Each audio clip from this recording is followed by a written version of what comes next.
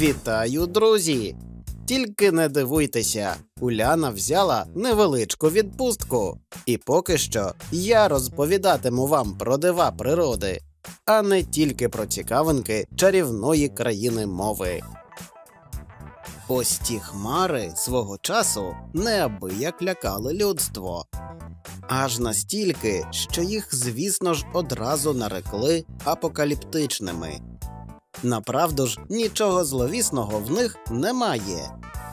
Не дивлячись на їхню вражаючу похмуру красу й велич, вони зазвичай майже не приносять опадів.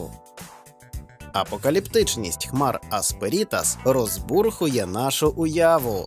Але тільки тому, що за певного освітлення вони виглядають ніби якийсь планетарних масштабів саван, що вкриває все навкруги. У дійсності смуга хмар Асперітас дуже невелика і недовготривала. Жодних підступів темних сил у її формуванні немає, а є підступи атмосферних течій.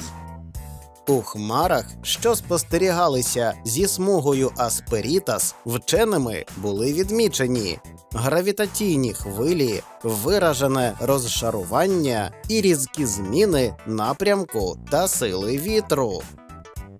Тобто вони виглядають і, суворо кажучи, утворюються майже так само, як морський прибій, якщо дивитися на нього з-під поверхні води. Дослідження цих фантастичних хмар порівняно молоді.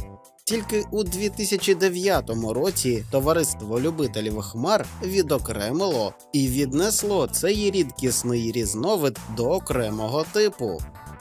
Сьогодні хмари носять горду латинську назву Undulatus asperatus, що в перекладі означає всього лише хвилясто-горбкуваті.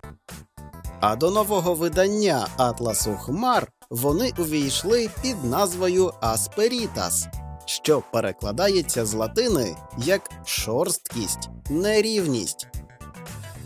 Казала нам Уляна, і я це підтверджую. Світ сповнений цікавинок, і ми маємо що вам про них розповісти. До нових зустрічей!